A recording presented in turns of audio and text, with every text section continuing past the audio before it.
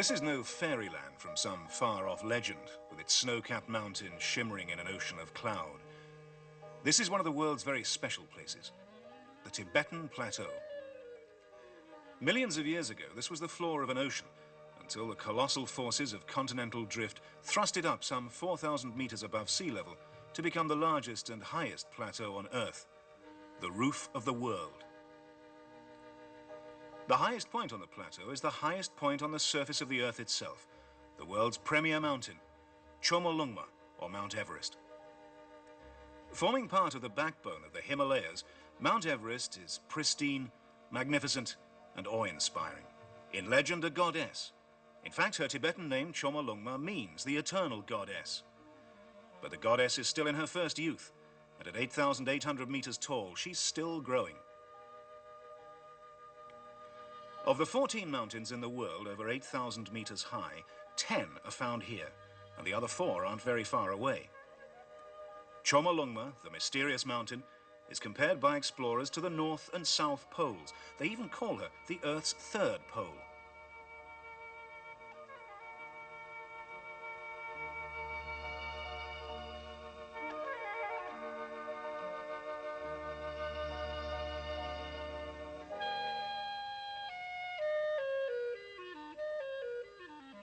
As the goddess thrusts inexorably upwards and the snows accumulate on her flanks, glaciers are formed, which gouge and wind ever downwards for thousands of meters.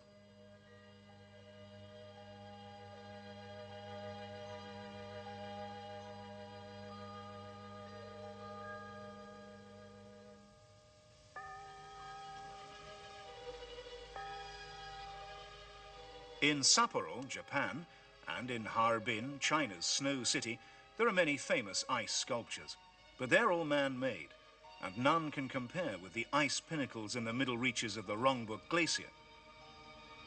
This magnificent scenery is the work of the sun, which at the right temperature melts the ice to create its artistry. Wherever you look, the ice pinnacles are there, each one unique. There are ice corridors, ice crevasses, ice palaces, even huge ice mushrooms, each looking like the work of some supernatural craftsman.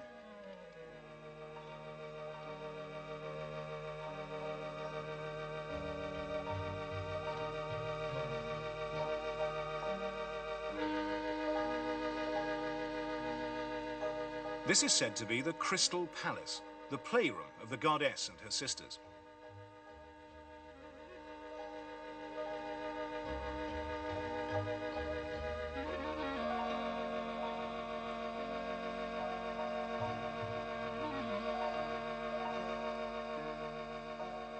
To the eastern side of Everest, 1.2 million square kilometers is Tibetan territory, an area densely scattered with lakes and tarns.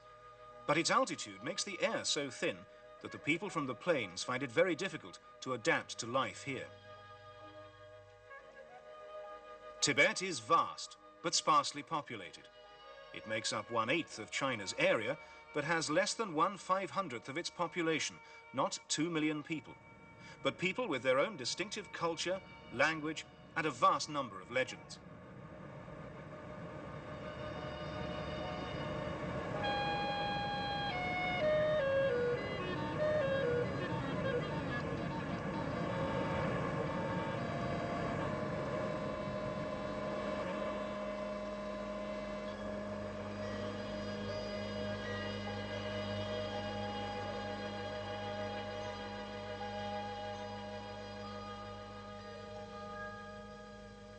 Getting to Tibet is a long and difficult journey, surrounded as it is by the Himalayas, the Kunlun Mountains, the Karakoram Range, and the Tangla Mountains. Before the 1950s, Tibet was a society without wheels, and transport depended upon horses, mules, and yaks. In the mid-1950s, though, the authorities started constructing proper sealed roads. Traveling one of these roads into Tibet will take you across a dozen high passes and glaciers, and it's quite some journey. One of the main problems is the lack of oxygen, which can affect even the strongest of outsiders. The second problem is the bitter cold, because even at the height of summer, a blizzard can strike with incredible speed and violence.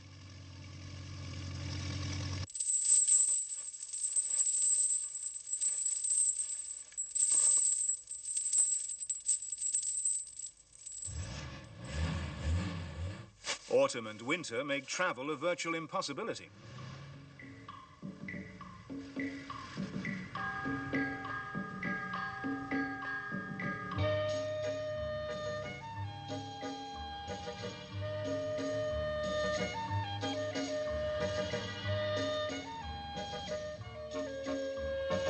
The locals say that at any time there are 4 seasons in these mountains and a different sky every 10 kilometers.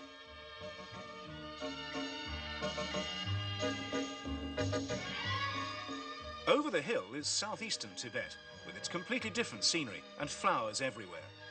Down from the mountains, Tibet is a different world.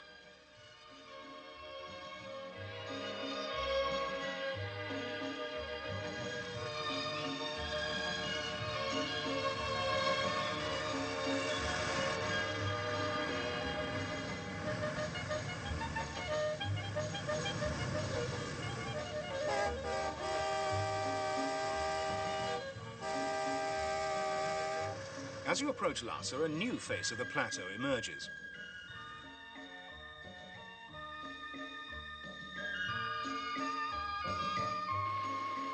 These people are Tibetan tribesmen from the Chinese provinces of Sichuan, Qinghai and Gansu. And they haven't come here by plane, by car, by horse, or even on foot. They've come here by performing kyanchat, literally measuring out their journey with their own bodies to show their devotion to the Lord Buddha. A prayer, a body length, another prayer, another body length. They've been traveling like this for many months, and their ultimate destination? Lhasa, the capital city of Tibet.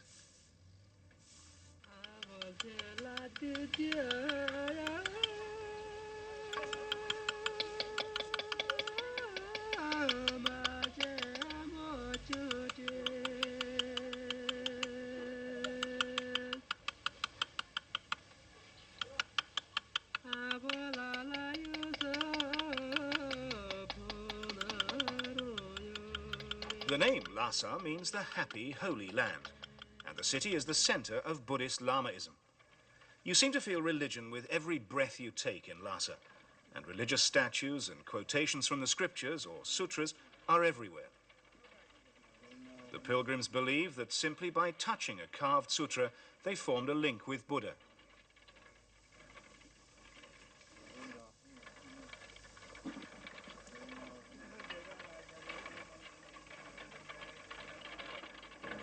Their worship has become mechanized too, and one turn of the prayer wheel equals 1 page of holy text recited. Prayer wheels come in many sizes, from tiny ones like toys to giants as big as houses, but the size is immaterial. It's the faith that counts. Another way of worshipping Buddha is to offer him scented herbs and tsampa, or roasted barley. And then there are the prayer flags with Buddhist sutras printed on them, symbolic of ceaseless prayer.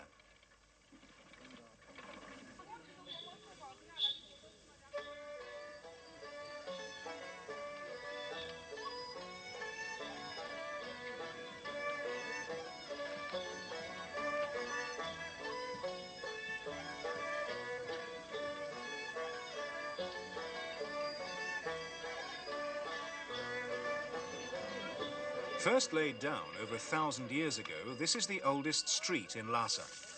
It's called the Parkour, and it's very famous, a must for every pilgrim, visitor or tourist to Lhasa. So much so that they say you haven't seen Lhasa till you've seen the Parkour.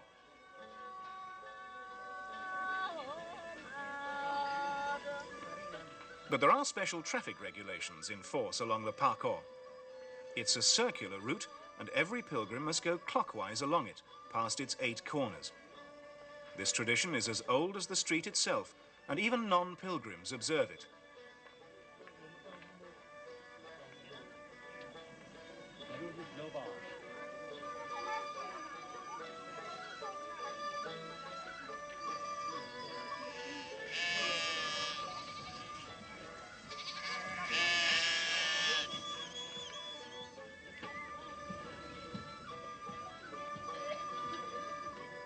In the olden days, this street used to be the commercial centre of Lhasa, and today it is still the city's biggest marketplace.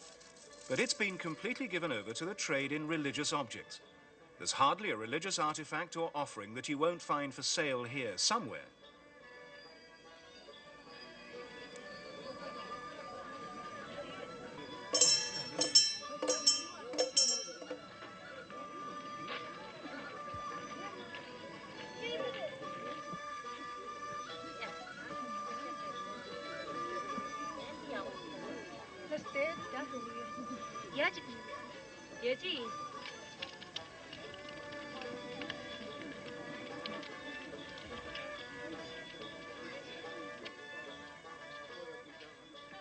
Another must in Lhasa is a visit to the Jokhang Temple, also called by Tibetans the Temple of Temples.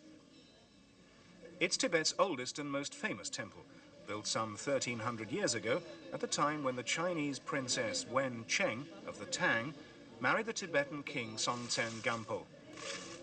This marriage stimulated a great influx of Tang art and culture into Tibet.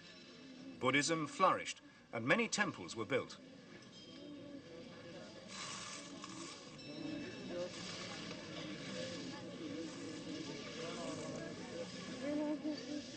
Many of the pilgrims here are making special supplications, praying fervently, and at the same time counting out their genuflections and prostrations. Several hundred are thought almost nothing.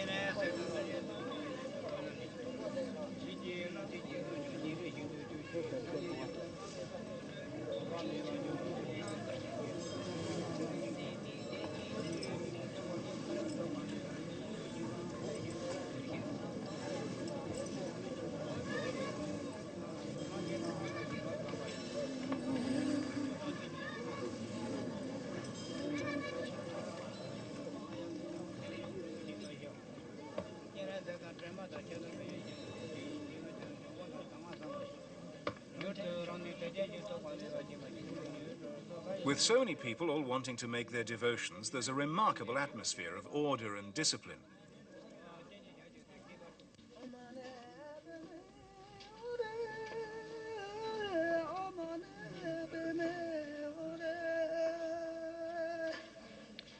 This pilgrim's broken into a song of thanks to Buddha. The words roughly mean, "We're happy that we've had another good harvest. Thank you, Lord Buddha."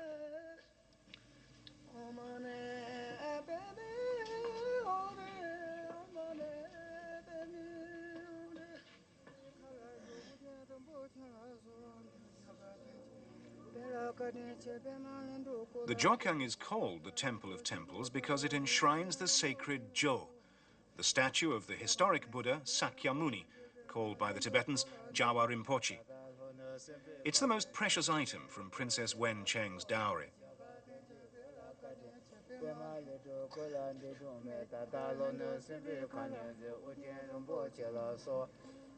It's said to represent Buddha at 12 years of age, and the legend says that it was created during Buddha's lifetime out of gold, silver, iron, copper and zinc by Visvakarma, the creative spirit of the universe, some 2,500 years ago.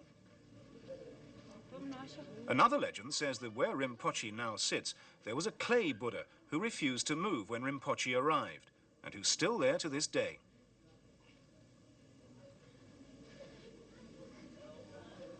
This tablet tells the story.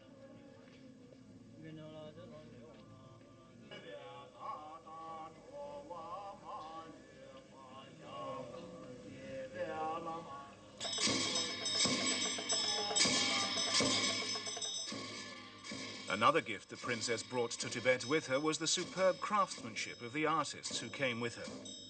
And some of the Jokhang is built in Tang style, although this carving is distinctly Tibetan.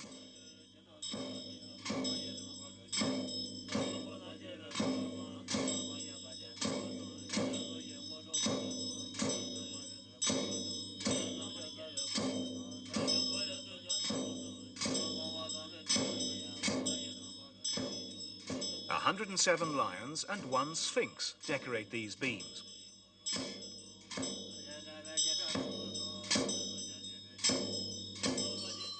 The roof of the Jokang is covered with gilded bronze, and so it's called the Golden Peak, a name which matches its air of holiness and nobility.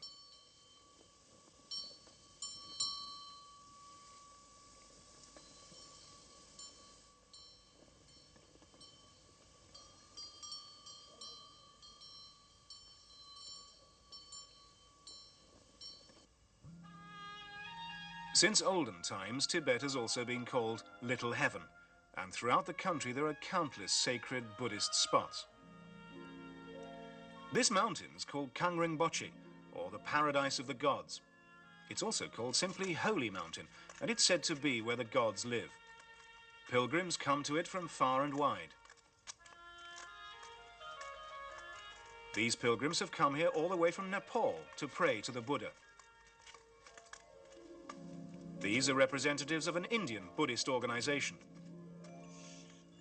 There are strict rules for worshipping at the Holy Mountain and rewards for the efforts. 1 circuit of the mountain cleanses one's sins, 10 circuits excuses you from a visit to hell before reincarnation, and 100 circuits will send you to heaven and the attainment of nirvana.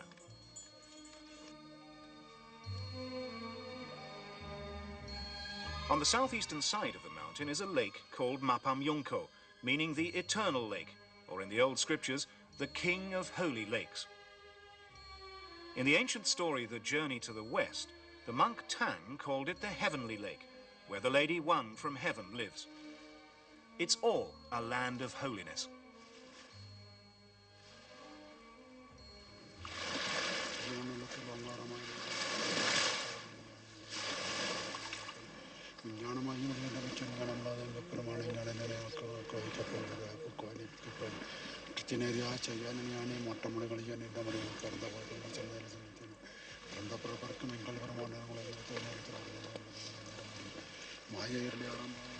All that matters here is faith. Offerings aren't important. And according to the scriptures, under this lake is a palace where worldly wealth accumulates. Even a single pebble is a treasure from the gods, which taken home will bring prosperity. And paper money, washed in the holy water, will ensure good fortune for the rest of your days.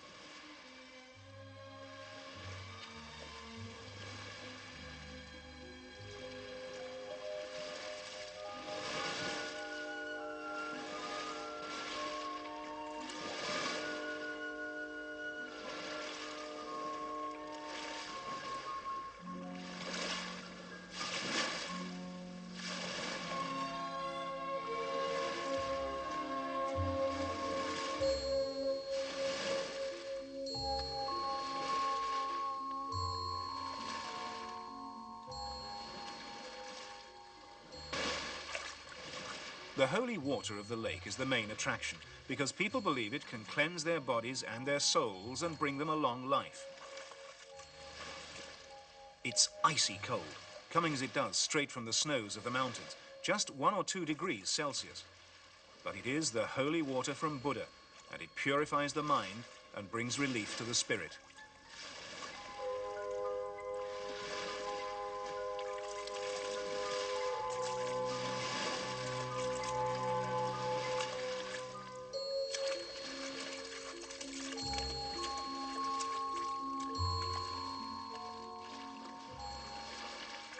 Most pilgrims will take some back for their friends and relatives, and if it's mixed with ordinary water, well, it makes that water holy too.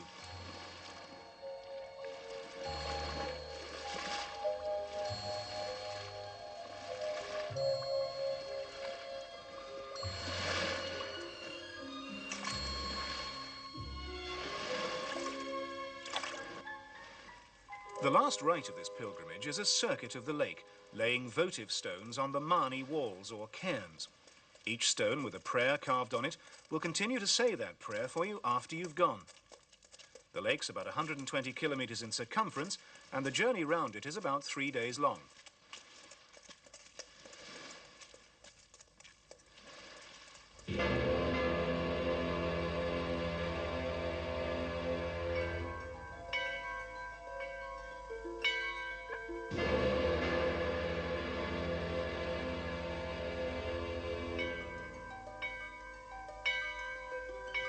The Potala Palace is perhaps the greatest symbol of the spiritual life of Tibet and the Tibetans. Standing atop the Marpuri, the Red Hill, seeming almost part of it, the Potala is unlike any other building on earth. When King Sonsen Gampo united Tibet and founded the Turfan dynasty some 1300 years ago, he ordered a citadel built which would impress the world. In this he succeeded, so much so that the original building was called one of the 7 wonders of the world. But then, 1,000 years later, the 5th Dalai Lama repaired it and greatly extended it to give us the Potala of today. The White Palace housed the lay workers of the Tibetan government. The Red Palace, with its many chapels and 13 stories, housed the Dalai Lama and the tombs of 8 of his predecessors. The red walls are made with willow branches and represent authority. Only the 3 Buddhas' hall and very senior officials' quarters are made this colour. The Potala was always the seat of Tibetan government, and as such forbidden to outsiders, but now it's a museum open to all.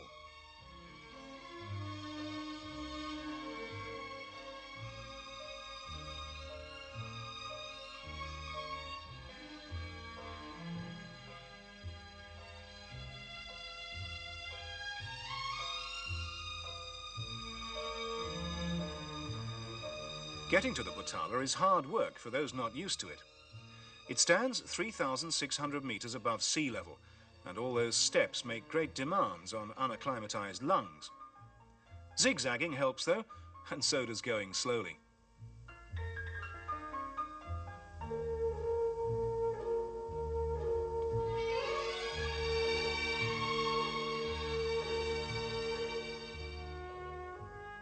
The structure of the Potala is enormously imposing. Stone walls 5 or 6 meters thick were reinforced and welded together by having melted brass poured between their layers. Nangyal Courtyard leads into the inner palace.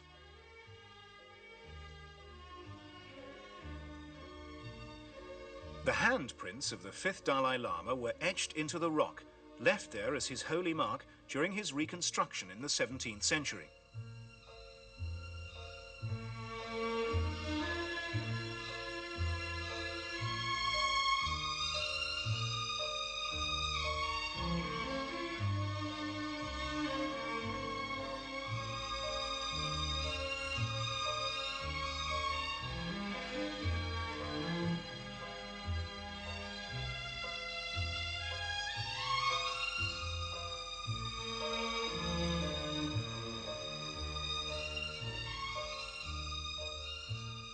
The wedding chamber is the earliest building, and it's where Princess Wen Cheng and King Sonsen Gampo spent their wedding night.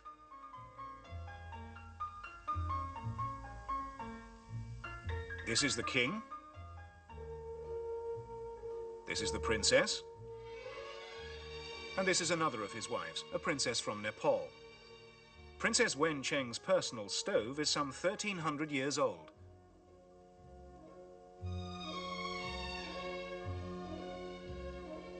These 3 statues are said to have grown naturally from a sandalwood tree. In the chapel of the long-living Buddha, there are more than 1,000 Buddha images, all of which bless the faithful with long life.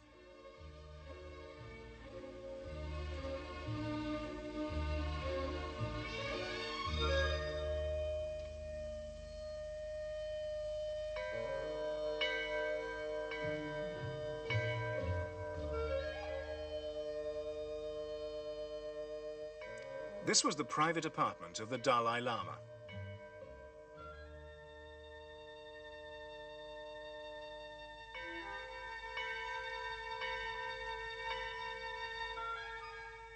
The Western Chapel was built in memory of the 5th Dalai Lama, who went to Beijing in the Qing dynasty and was honored with this plaque by the Emperor Qianlong.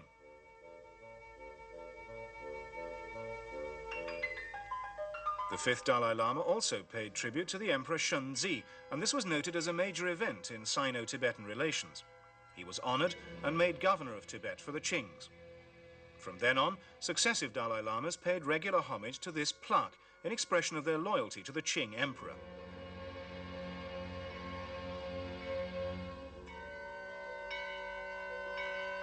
Upon his death, each Dalai Lama was embalmed, and his body, covered in gold leaf, was placed in a chorten like this one, in which the 13th Dalai Lama reposes.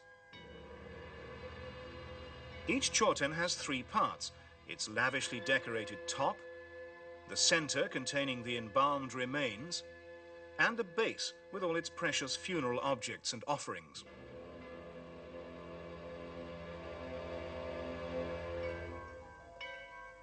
The 5th Dalai Lama's chorten is particularly impressive, gilded as it is with nearly 3 tons of gold and studded with countless precious and semi-precious stones.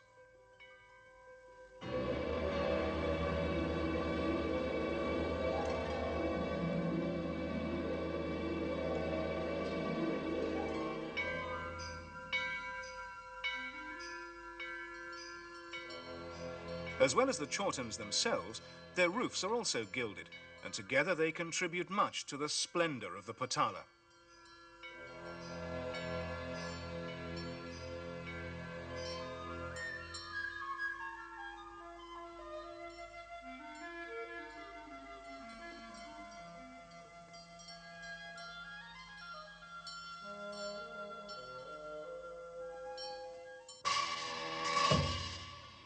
Buddhism first came to Tibet some 1700 years ago, and these temples are 1300 years old. Buddhism in today's Tibet is divided into 4 sects: the yellow, the white, the red, and the grey, each of whom observe a whole host of religious festivals. One of the most important of these is the festival of the birth, enlightenment, and attainment of nirvana by the Buddha, and it's celebrated by all the sects. The lamas dress up as guardians and drive the devils away with dances like this one, the Cham dance.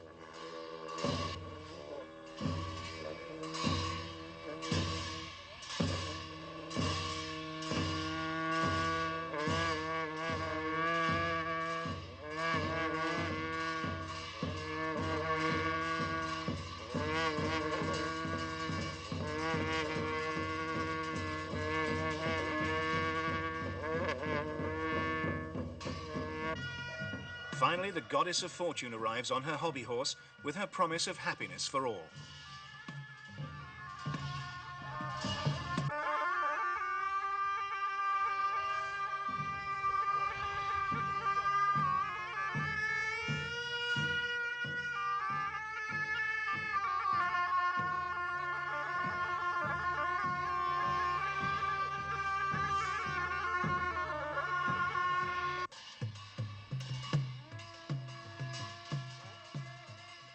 At different places and in different festivals, there are different guardians, all of whom are protectors of Buddha's power. But what is interesting about them is that they're all evil spirits absorbed from other religions who've been enlightened by Buddha and who have become his loyal followers. Some of the guardians are shown in pictures or statues in frankly sexual positions, like this tantric statue, for instance. Some people regard these works as being educational, while to others they simply represent a state of mind and attitude towards life.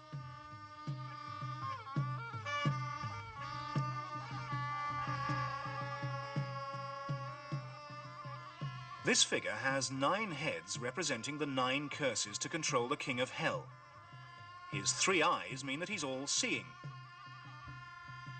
while his upstanding hair shows that his heart has turned towards Buddha. 34 hands, plus his body, mouth, and mind, give him 37 routes to nirvana, while his 50 human heads signify that he possesses all the foundations of the Buddhist scriptures.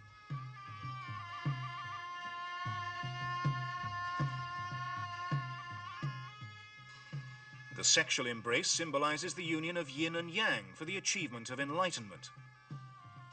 And the lotus shows his freedom from the wheel of reincarnation.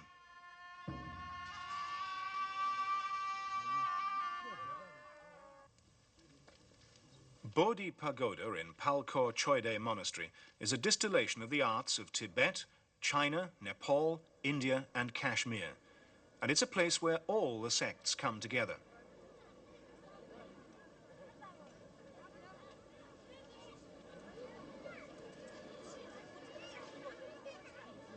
Showing the tanka is an important rite at this temple.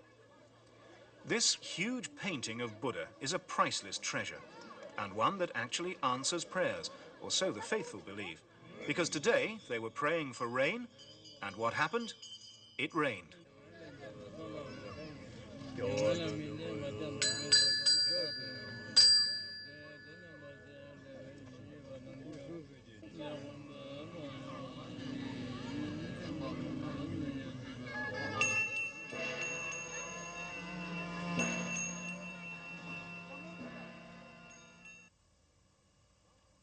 Large monasteries like this one, Tashi Lunpo, the largest in western Tibet, each used to be home to several thousand lamas.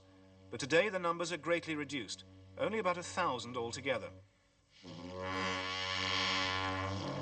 Before Buddhism came to the country, the religion of Tibet was a type of animistic belief called Bon. Vestiges of this still remain today, assimilated into the much broader base of Tibetan Buddhism, or Lamaism.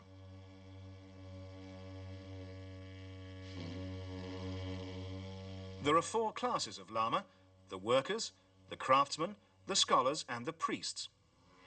The workers carry out the general jobs, so for instance the world's largest bronze Maitreya Buddha is under their care.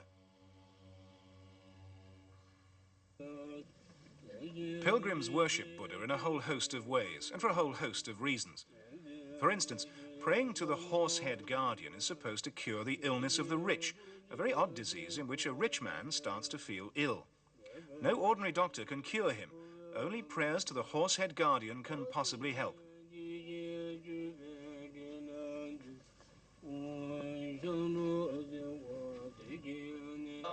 Any really important festival involves all lamas. Ganden Namcho is in mourning for Tsongkhapa, the man who reformed Lamaism by founding the Gelugpas, the Yellow Sect.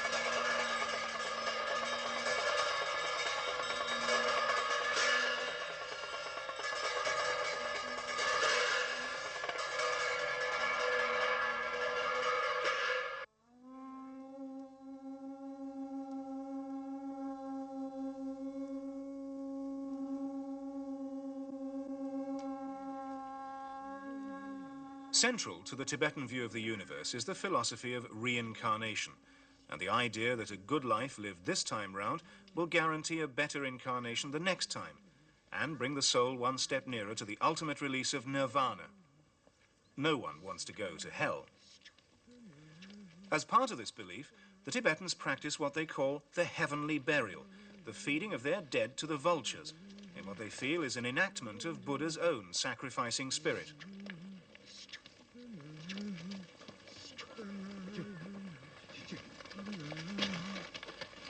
These 2 men have walked for 5 days and nights to bring their dead relative to an especially sacred place for his heavenly burial. It's a wild, desolate place, but they've made the journey secure in the belief that they are doing the best thing possible for their loved one's soul.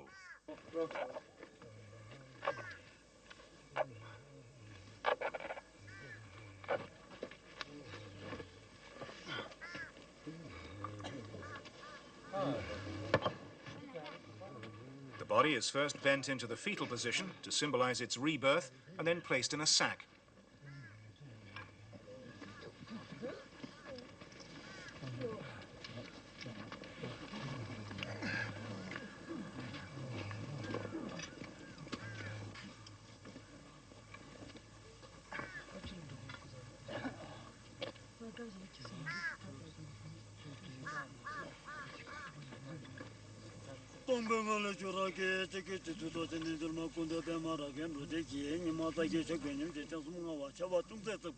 The whole process is very solemn and dignified, with many prayers from the lamas, many of whom are specialized funeral officials.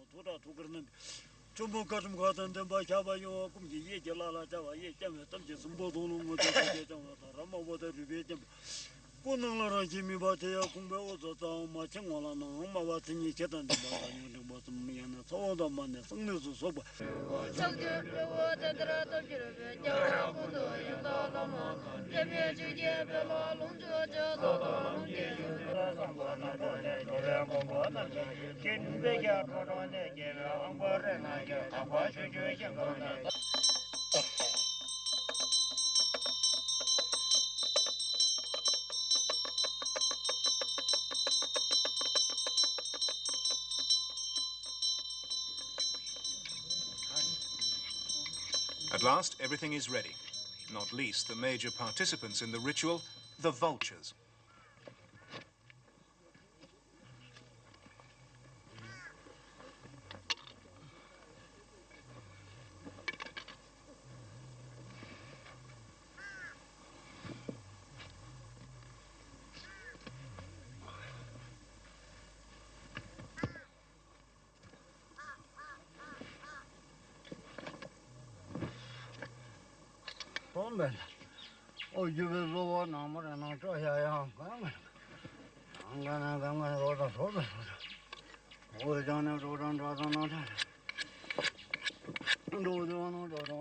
It all begins with 8 symbolic cuts into the corpse to represent the giving of the body to the 8 corners of the earth.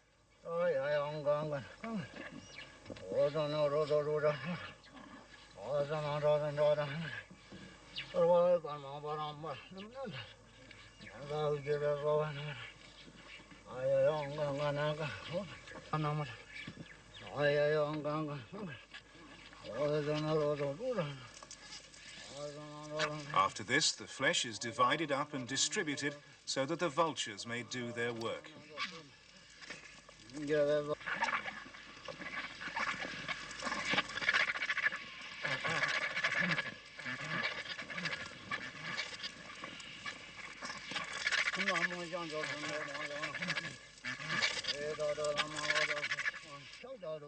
Although the heavenly burial evolved with the advent of Buddhism in Tibet, it's by no means the only way of disposing of the dead.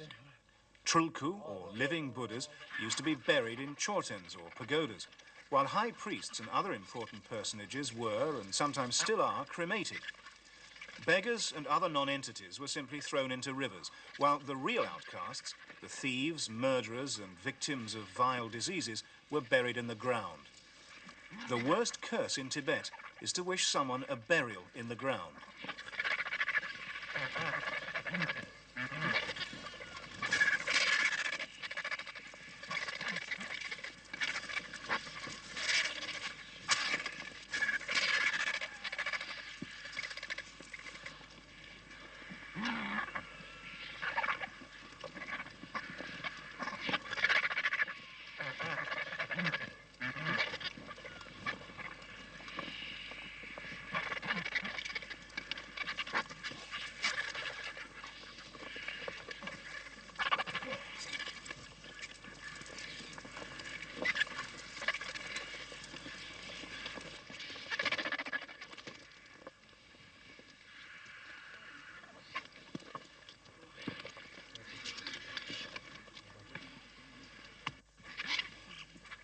For the ordinary mortal, the most dignified way to go is by heavenly burial. It's very clean and it's very thorough, with even the bones being crushed so that the vultures can eat them.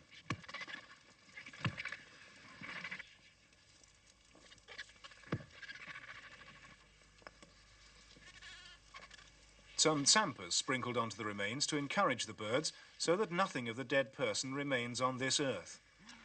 This way, his soul will be set completely free so that it can go to heaven.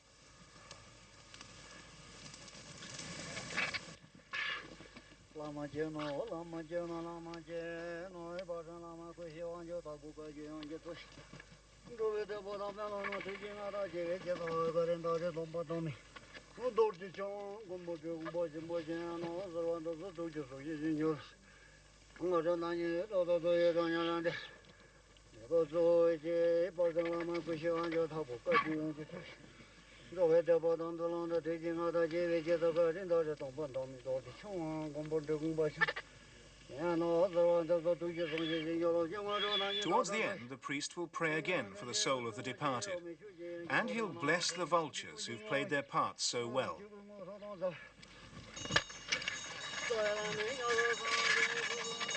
Then finally, all is finished.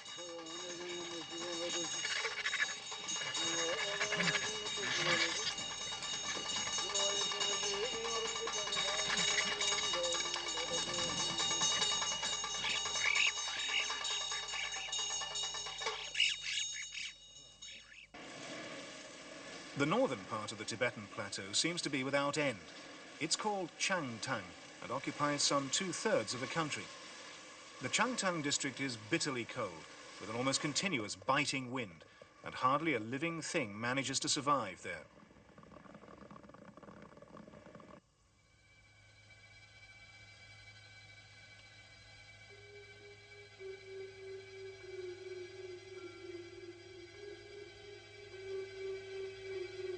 In the heart of this bleak and desolate land, in the Ngari district, is a ruined city, all that remains of the lost Guge Empire. At 4,500 meters above sea level, this is called the city at the roof of the world.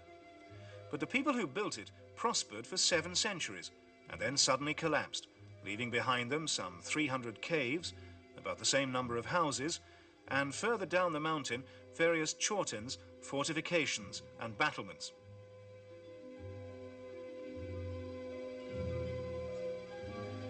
The rise and fall of the Guge Empire has at its center a conflict of religion. After King Tsongtsen Gampo died, his descendants outlawed Buddhism and thus triggered a civil war which lasted well into the 10th century, when a Buddhist prince built the city as a bastion for his faith and that of his followers.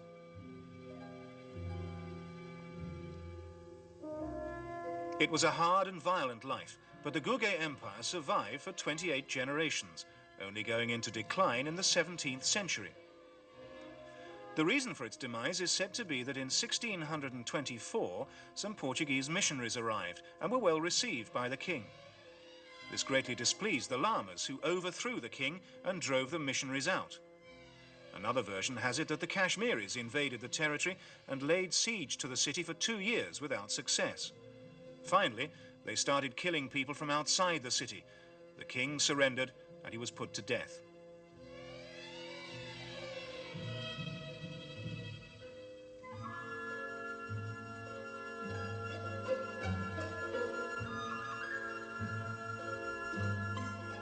The design of the fortress makes it virtually impregnable from outside, so that to get to the peak, for instance, means going through a tunnel in the rock. This is where the royal family and top officials lived, the Summer Palace.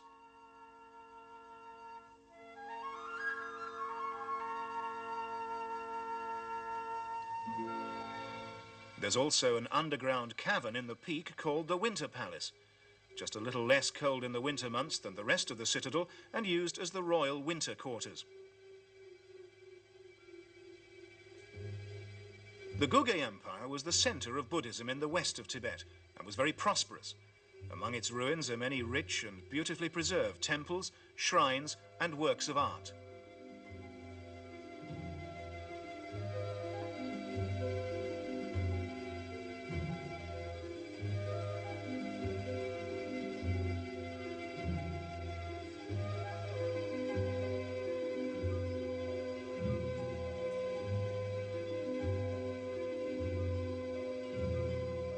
As its name suggests, nothing can escape the all-seeing gaze of the thousand-eyed Buddha.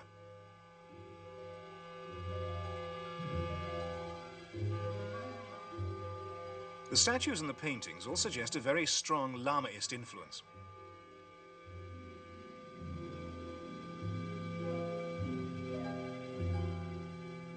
This picture of hell, for instance, is a common Lamaist motif.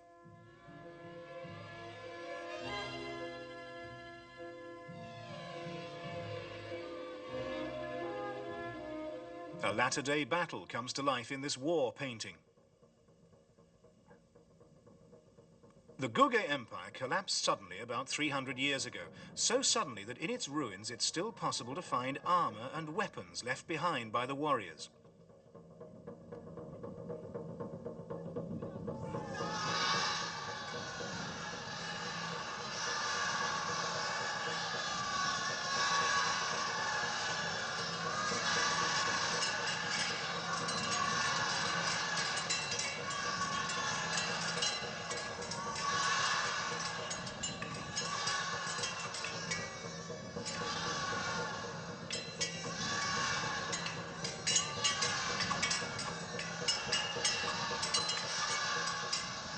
In those days, even stones were important weapons of war. And so were bows and arrows. And these grim reminders tell us that this is where prisoners of war were incarcerated and executed.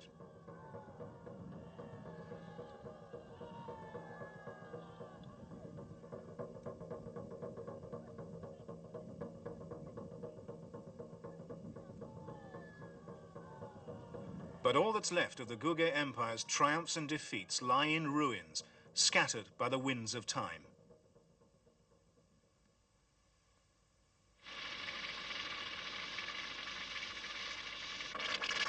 In the frigid wilds of the Tibetan Plateau, there are reminders of the colossal forces that are still at work deep in the earth.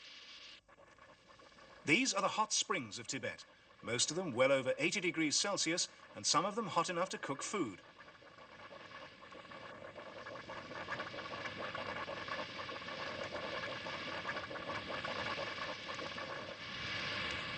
This fountain is unique in all China, as it erupts into boiling water and steam every few minutes.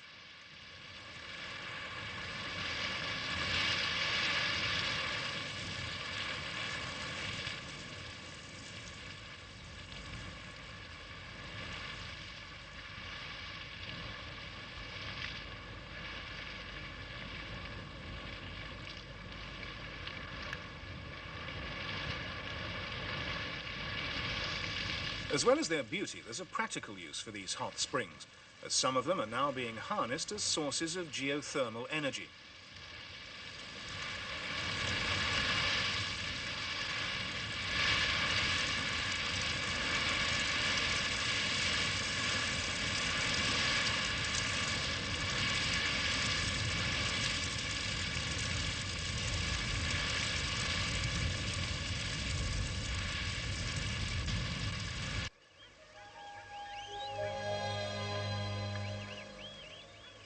There's very little agriculture in Tibet because of the soil and the climate, but herdsmen play a vital role in the country's economy.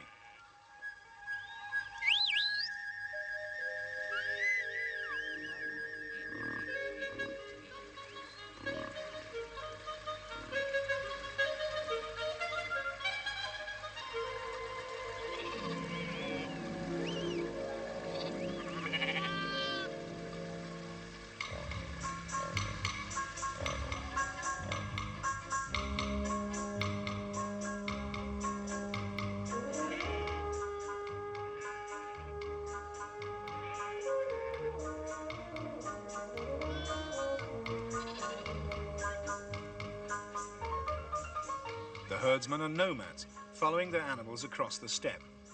Each family lives in one tent and forms one production unit.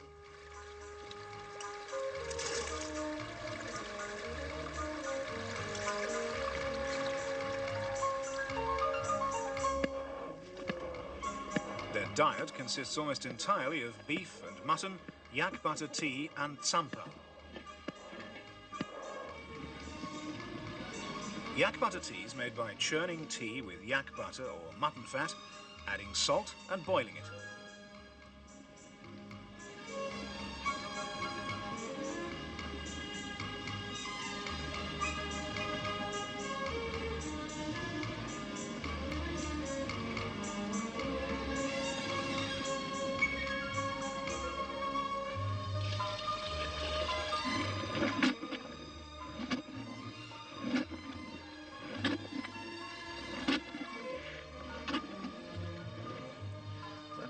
Yak butter tea is a vital element in the Tibetan way of life. Not only is it warming in the bitter cold and helps prevent the lips from cracking, it's rich and nourishing and an important source of vitamins.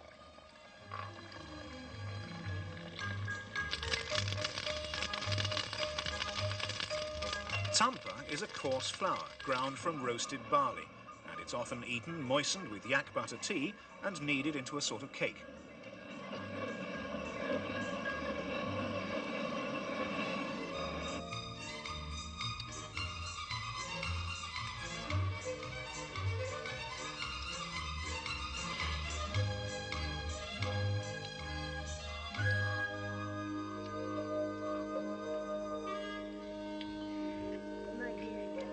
The people of the steppe have to produce virtually all their daily necessities themselves. Their very lives depend on their animals, their sheep and yaks. In the spring, the animals can be milked 2 or 3 times a day, and the surplus stored for later in the year.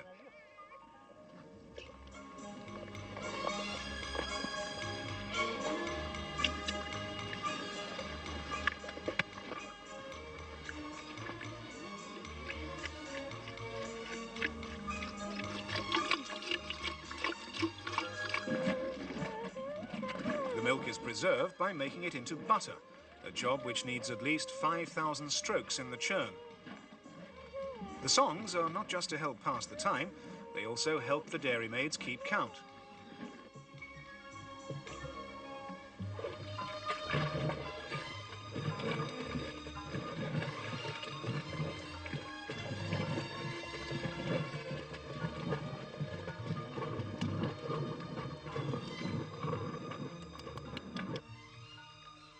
Sewn into a sheep's stomach, the finished butter will keep for up to 2 years.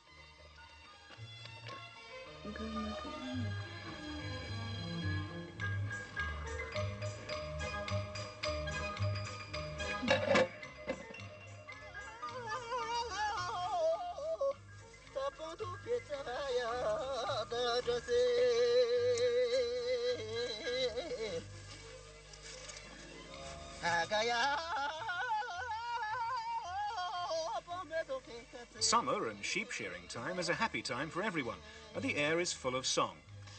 The words of this song say, "Little sheep, you're my precious. You give me food, you give me clothes.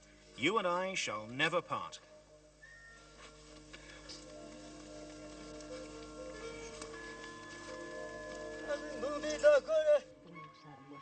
The freshly gathered wool still has a long way to go before it becomes cloth. First, it has to be carded.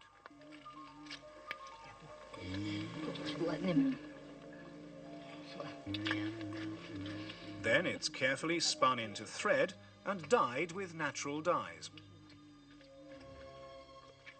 The dyed wool and the natural black yak hair yarn are woven into beautiful hard-wearing materials for clothes and tents.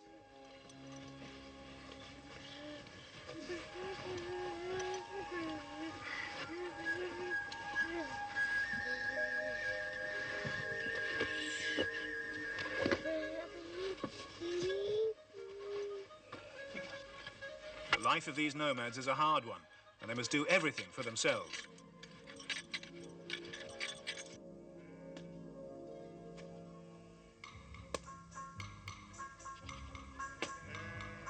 An essential job is collecting yak dung.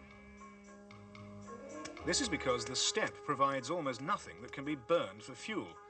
But yak dung contains large amounts of undigested fibre, so that when it's been dried, it makes a fine fuel.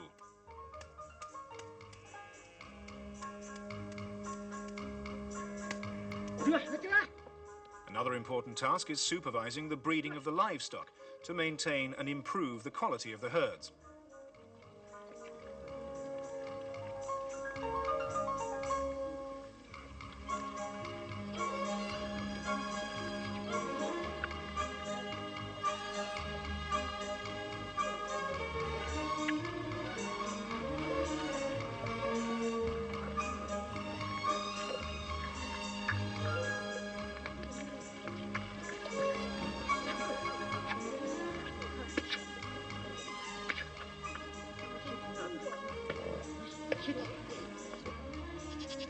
When they take some time off, The women love to dress themselves in their finest clothes and wear all their jewellery made of semi-precious stones. Hairstyling's important too, and 108 plaits are said to bring good luck.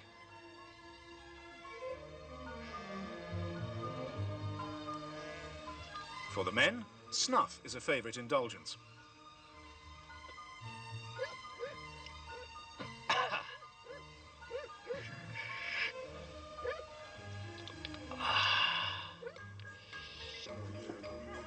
The nomad's day starts early and ends early.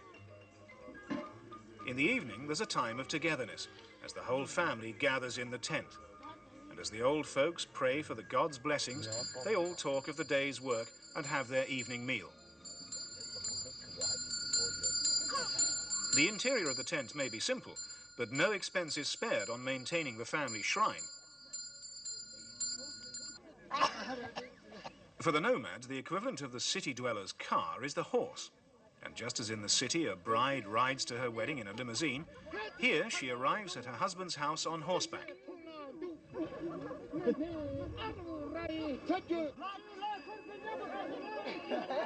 As she dismounts, she steps down onto a white sheepskin, a symbol of future happiness.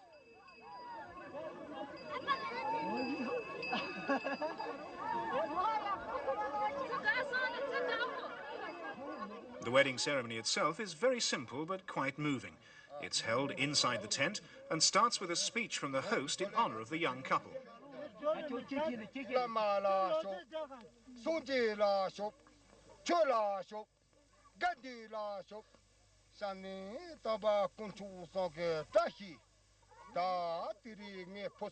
Then the friends and relatives each give the newlyweds a kata, a white scarf, which is always given to show respect and honor.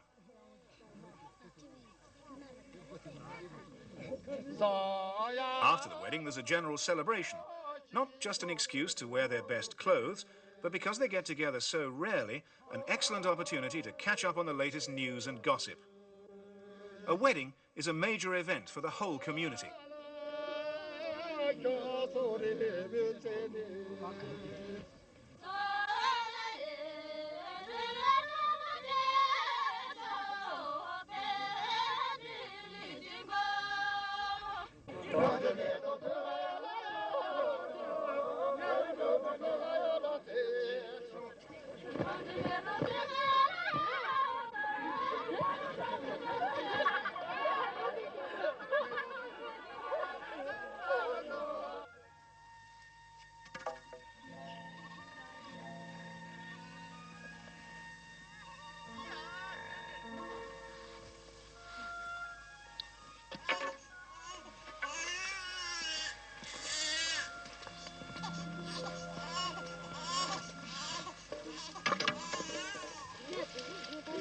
The nomads' lives are dictated by the seasons, and as the grazing runs short in one area, so they pack their tents and move their herds to a new part of the steppe to start all over again.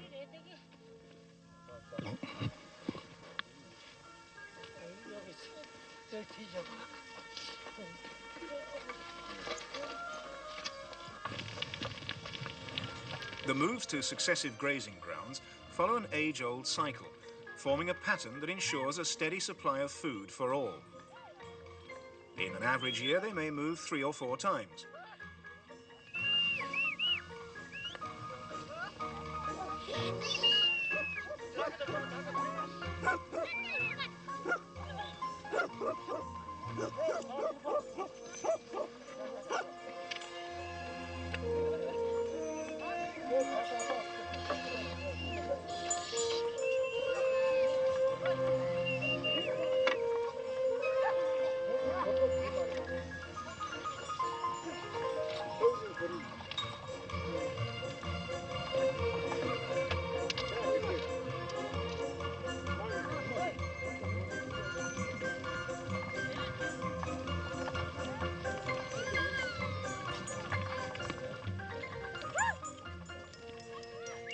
On the face of it, the nomadic life may seem a monotonous one, but the nomads themselves will say they have their independence, their freedom, and their self-sufficiency.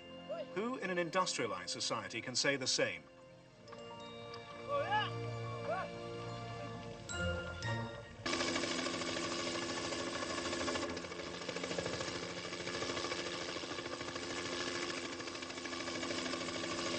Running through the highest mountains in the world is the highest river in the world. The Yarlong Tsangpo is the biggest river in Tibet. Its source, meltwater from the glaciers thousands of meters above. The river runs from west to east through Tibet's southern region.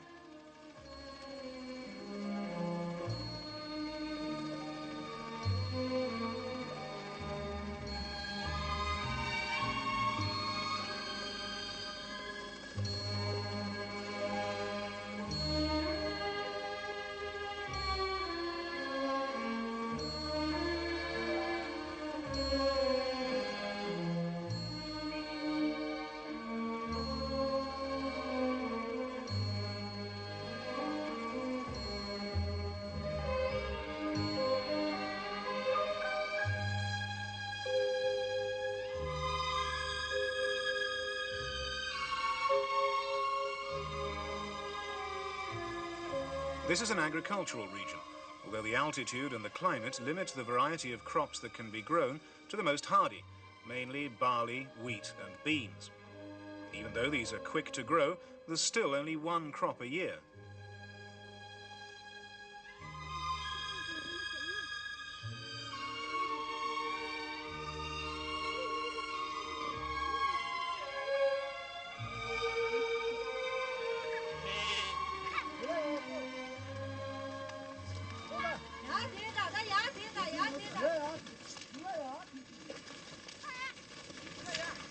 There are herdsmen in this part of Tibet too, and even one or two light industries.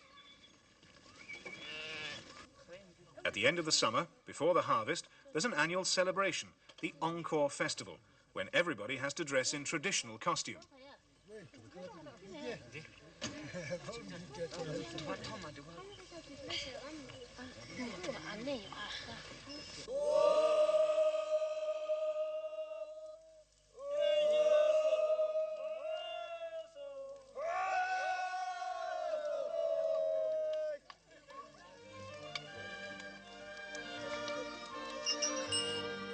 Encore in Tibetan means circling the field, a symbolic reenactment of the cycle of the seasons and of fertility.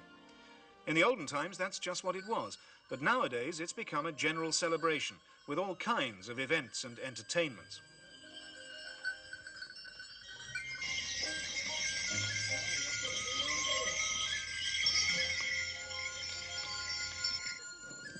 Archery on horseback is by no means easy.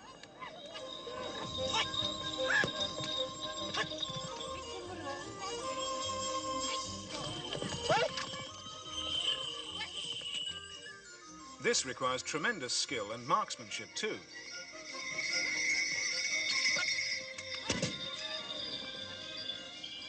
This man's not a special performer, he's just an ordinary Tibetan, most of whom are highly accomplished horsemen, not just skillful, but very strong too.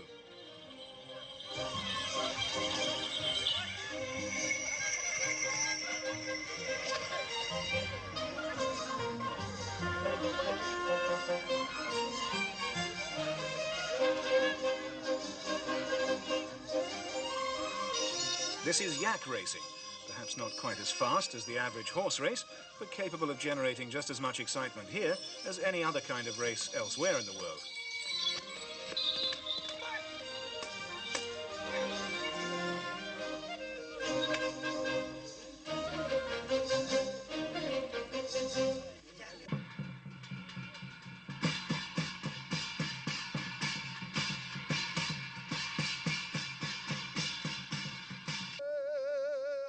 To many, the high spot of the Encore Festival is the Tibetan opera, very rarely seen on film before. The performers are all farmers who do everything themselves, from the acting to the backstage work.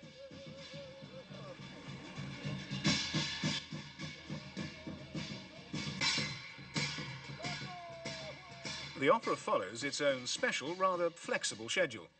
First, there's the prologue, then the main story, which someone usually spells out to the audience first, before the actors come on to play their parts. The result is that the same opera can take from a few hours to several days and nights to perform.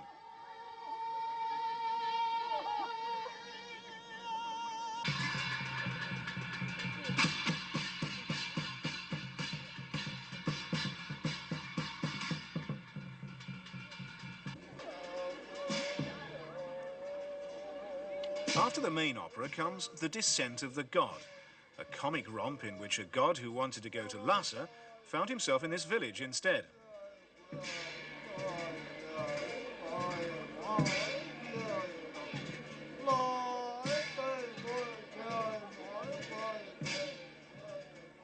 Suddenly he decided that he'd like a cup of wine.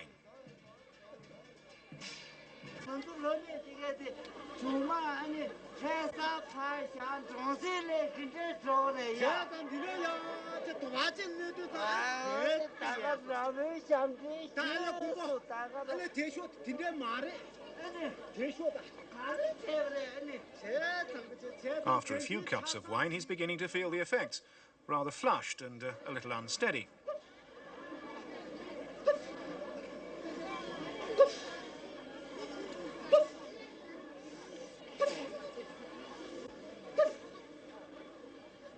Another one disappears down the hatch.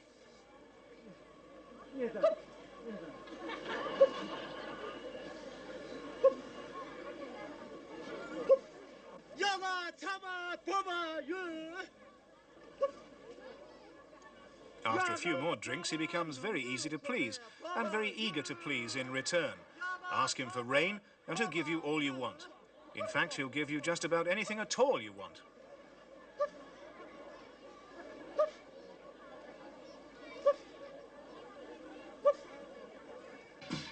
He's a god who's very happy, and so is his audience.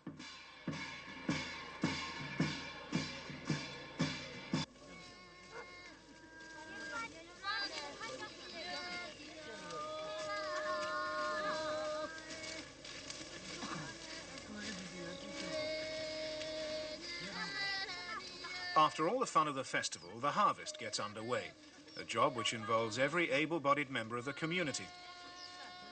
The farmlands are divided up, but this production team here elected to stay together because this way they've had good harvests for several years now.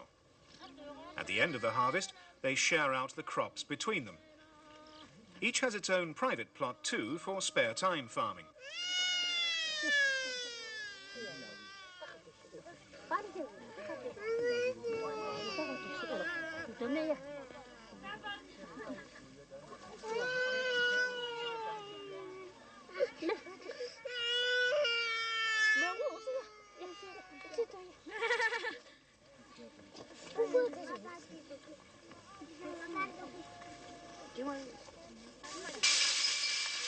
After the harvest, it's threshing time, and the horses and yaks are drafted in to help.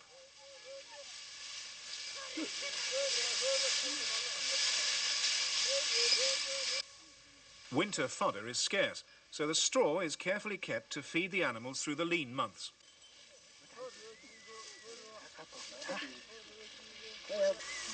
The last task is to winnow the grain using the wind to blow away the chaff and dust.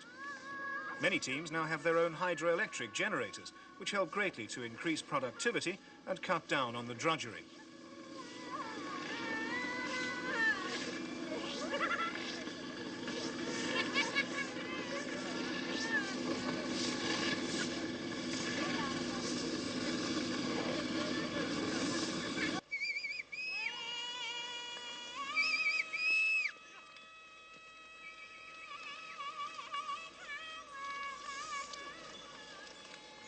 This caravan's been on the trail now for over 2 months.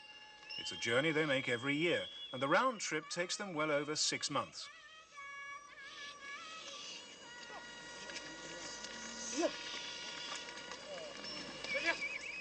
This caravan, like many others, trades with the herdsmen to the north for things like furs, wool and butter, or salt from the Salt Lake. In return, the herdsmen get the foodstuffs they can't produce themselves, grain, beans and so on. It's a very ancient trade, and no money changes hands in it. It's all done by barter between regular business partners.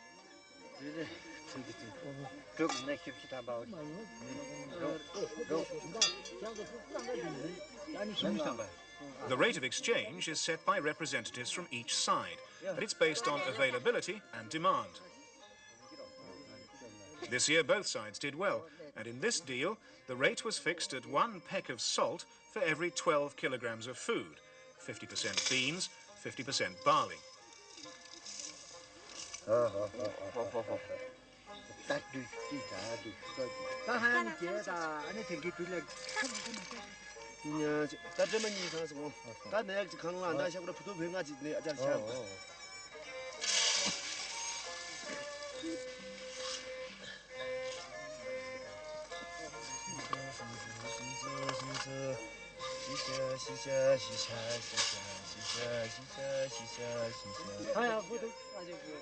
One kilogram of wool fetched 4 kilograms of barley.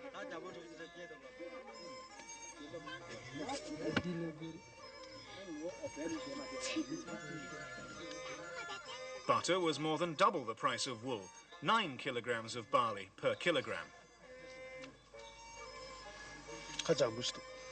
It's a fair deal, and both sides are satisfied.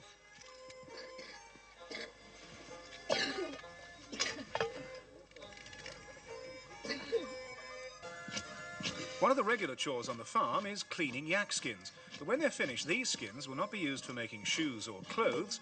They'll go to make a boat.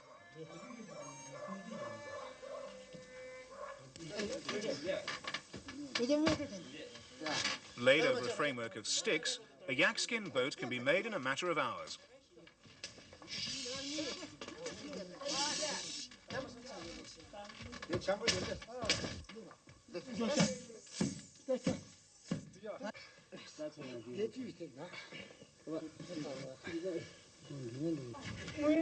Like just about any other boat anywhere else, a yak skin boat has a launching ceremony.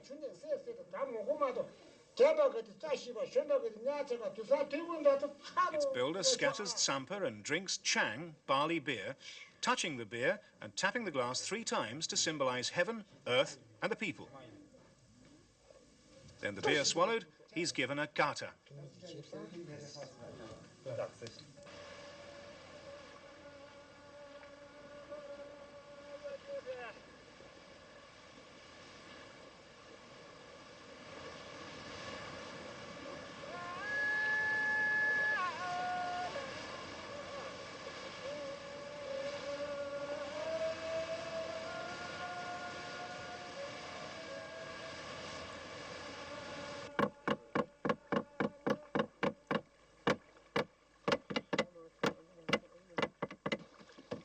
As well as being used as ferries, yak skin boats are also used for fishing, although there's very little fishing in Tibet, because Tibetans think that fish are water gods who should not be disturbed.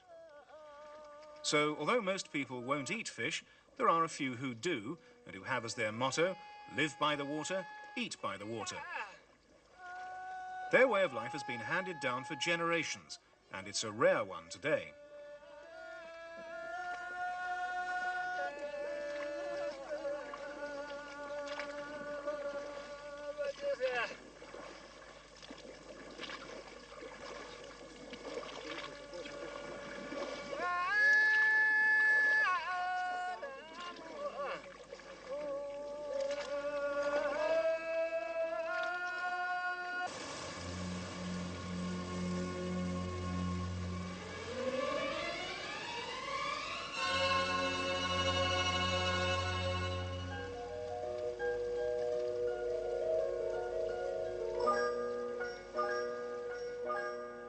The Yarlung Tsangpo is one of the world's great rivers, and after passing through the cities of Shigatse, Lhasa and Zetang, she carries on southeastwards behind the Himalayas until suddenly she plunges south right through the mountains and on into India, whereas the Brahmaputra, she eventually meets the mighty Ganges.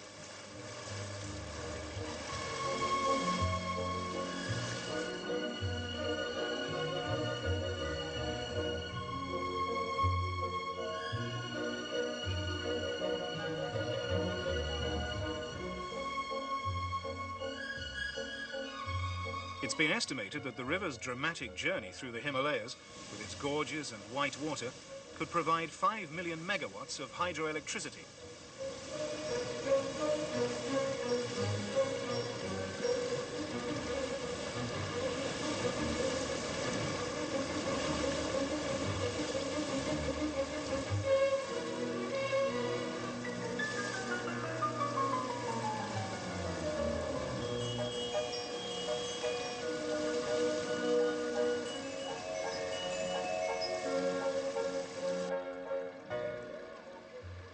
In this area live one of China's smallest minorities, the Loba, who live largely by hunting with bows and arrows, knives, and specially trained hunting dogs.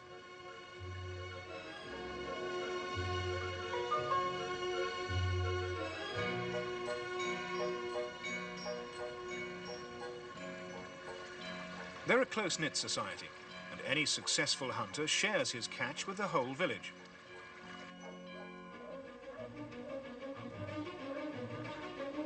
The 3,000 or so Loba tribespeople live in wooden houses and are culturally and linguistically quite different from the Tibetans.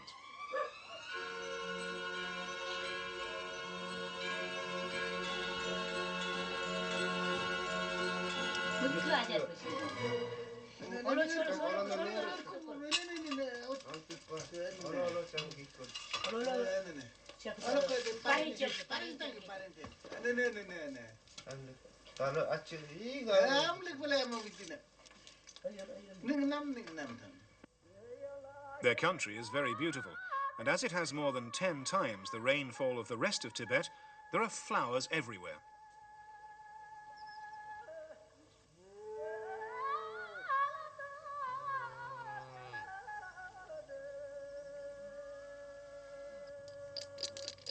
Polygamy is still quite common in some parts of the world, but polyandry, one woman with several husbands, has always been something of a rarity.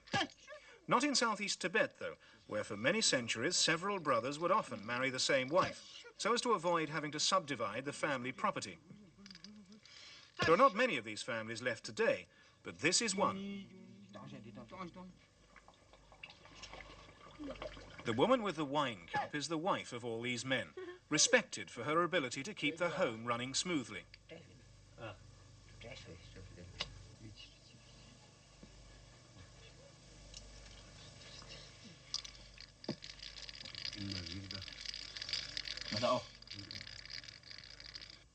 If one of her husbands leaves his boots outside her bedroom door, then the others know not to come in.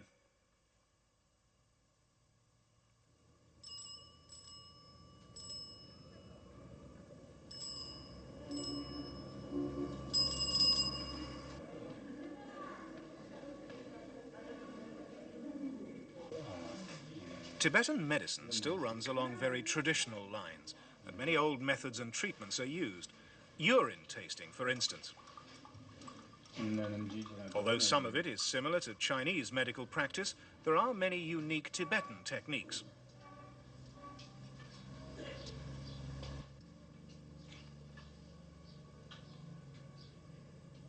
Acupuncture is very like the Chinese variety.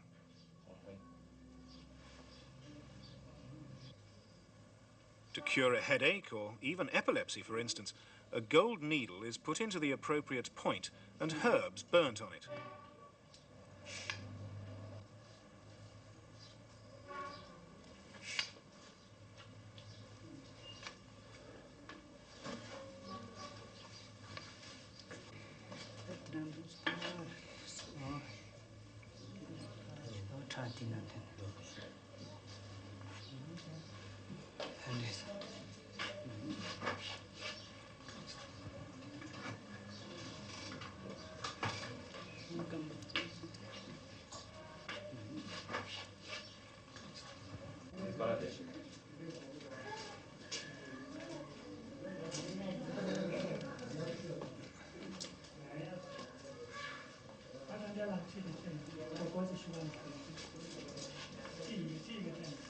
Bloodletting is another very old technique, said to help arthritis and other bone diseases.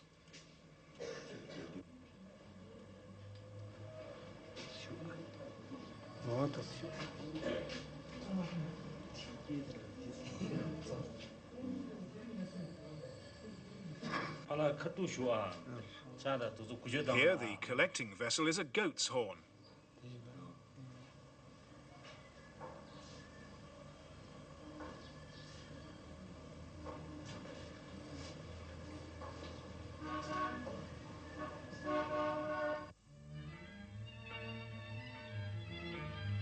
The basic classical medical text is in 4 parts, with 80 illustrated charts. For instance, the spine is likened to the beams of a house. with the head as its upper structure, and the ears as the eaves of the roof. The reproductive organs are thought to be the most important of all, while the urinary tract is compared to the house's drains.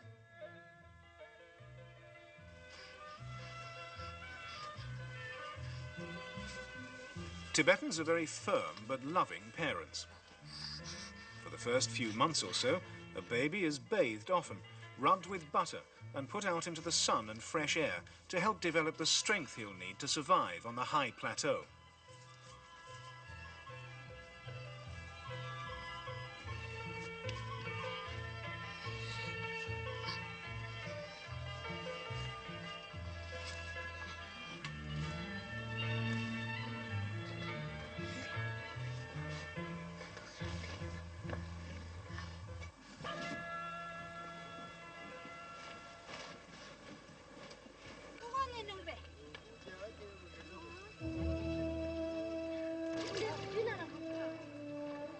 A great occasion is the annual bathing festival, which everybody, men or women, young or old, lama or layman, joins in.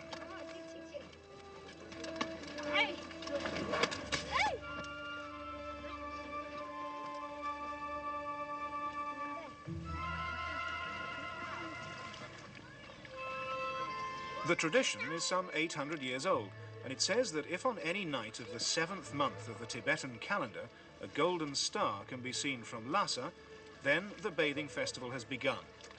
Sometimes it lasts as long as a week.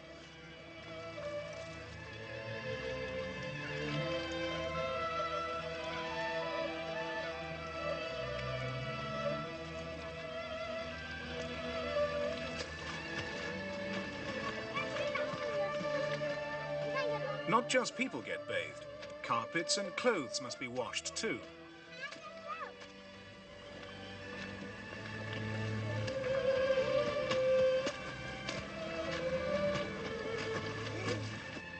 Even dogs.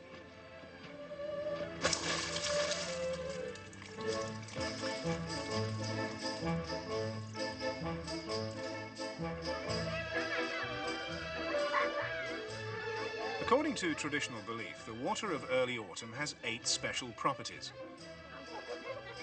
It's sweet, it's cool, it's soft, it's light, it's clear, it doesn't smell, it doesn't harm the throat, and it doesn't irritate the stomach. Although the water of Tibet's rivers comes straight from the mountain snows, Tibetans are so convinced of its goodness that they love to bathe in it.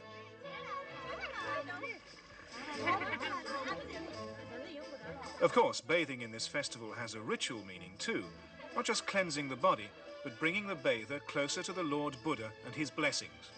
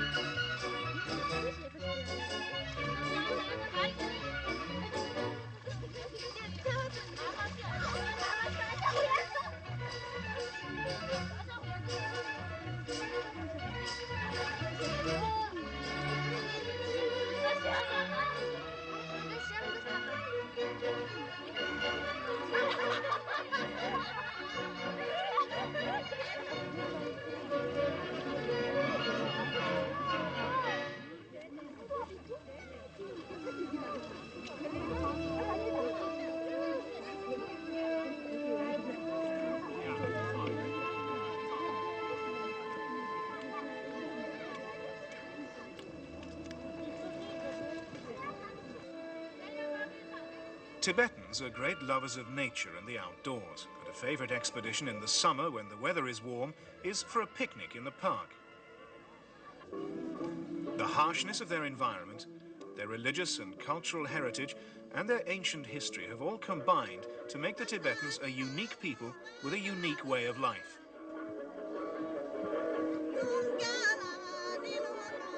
If the roof of the world with its magnificent, heart-stopping scenery is unforgettable, then how much more so are those hard-working and hospitable people who live there, the Tibetans.